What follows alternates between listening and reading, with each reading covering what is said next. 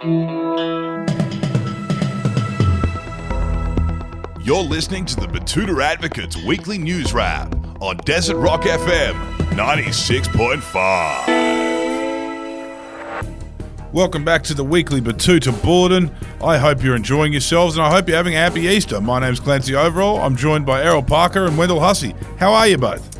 Yeah, good mate. Just getting ready to celebrate Passover, the fam. So I'm hoping you guys can actually find some solace in this weekend for you guys. I know it's a bit different for my tribe, but...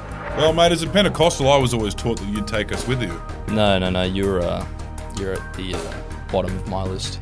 No, but you have to take us with you. That's what they told us in the Pentecostal church that I attend to, Betoota Alive. Yep. On the corner of Daru and Richard Street. They even wave Jewish flags at the front of the church because we're so committed to the notion that we're coming with you. Well, look, it's a bit different in my family. Look, you're more or less, at the end of the day, is going to be treated more or less like the Romanovs were during the Russian Revolution, where you'll be told that everything will be fine and taken down into a basement and promptly shot in the back of the head. So. Oh, right. And that's by the horses of the apocalypse, I'm guessing. We're now at apocalypse, theoretically. Yeah, look, I think the horses will do it, or either the trumpeters have put their hand up to rub out the Overall family for their reign of terror over the people of Betoota. And what about you, Wendell? How are you going? Oh, I don't really care about any of that shit, to be honest. I'm looking forward to... okay, lefty alert. Look, I'm just looking forward to probably 2.5 to 3 kilos of chocolate over the next few days and a bit of time with the family, so... Mate, you can't enjoy the chocolate unless you're going to actually take part in the actual religious ceremony aspect, because if you didn't have the Easter Bunny, which was brought to you by Christianity, you wouldn't have the chocolate. Well, we still have chocolate, and I guess it just comes in Easter Bunny form, and I would say you can enjoy it without any of that stuff, Clancy, so... He's a bit on the front foot here, this young lefty millennial, isn't he? Well, look, he's actually one of those people, like, he is in the lanyard working class of people that go down to the Ramadan markets in the French Quarter, and yep, you and your plain Jane mates pack into the back of a Hyundai Getz, and you go down there with a pocket full of ING cards, ready to tap on your bloody camel burgers and everything. No, it's the beauty of this modern era, Errol. You pick all the good things about the various religions, and then you talk shit about all the bad things on social media and Twitter, and get fired up. It's the beauty of it. Should we get into the news? He's a code switcher. Speaking of switching codes, what's the first headline here, Wendell Hussey? Well, we're going to start off big news out of Canberra this week about the Voice. The Liberals have formalised their position, and leader Peter Dutton has come out and said that if the Indigenous want a voice to Parliament, they can pay millions to lobbyists like mining corporations do. Yes, opposition leader Peter Dutton says his party does not support a constitutionally enshrined consultative body because there's nothing that these Aboriginal people can tell us that we don't already know more about. He explained that it should be very clear to Australians by now that the Prime Minister is dividing the country and the Liberal Party seeks to unite the country. As he said, and I'm going to quote him here, "We just think that if they want our ears and we want any form of influence over political decisions relating to their well-being and humanity, they should pay for that access. Like our friends in the gambling and mining industries do. A couple $1 million will get you in the room with Barnaby or Canavan. Get them on side with our bit of blokey banter. Maybe a long lunch. Donate to our campaigns and feed us the talking points to pass on to our mates at News Corp.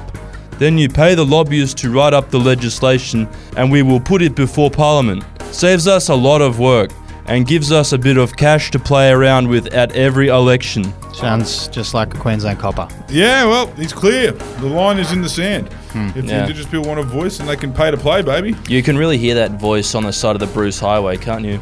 Do you know how fast you were going? Give me your license, please.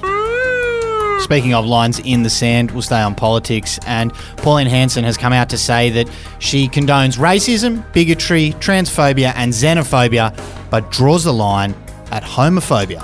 Yes, that fuckwit Pauline Hanson has come down to New South Wales to lay down the law to her New South Wales Senate Representative Mark Latham, not by reprimanding him or kicking him out of the party, but by saying she was disgusted by his actions and hoped that he returns her call soon.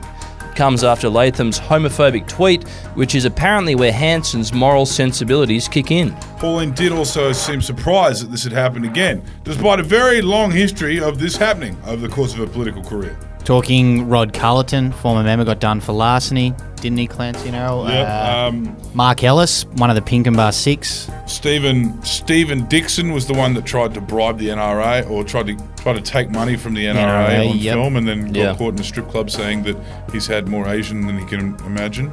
Right. There was another couple too, wasn't there? It goes on and on. Yeah, of course, you know, it's all controlled by a delightful young man named James Ashby, he's a colourful... an absolutely squeaky clean past as well. Colourful track record in his own right.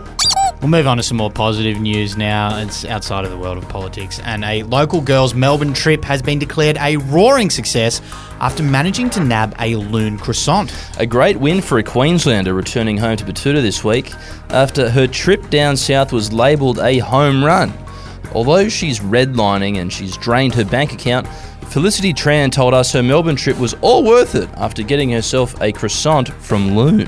And now if you haven't been to Melbourne recently, or you don't spend too much time on Instagram, these croissants are apparently an icon down there. So much so that the people queue up for hours to get their hands on them.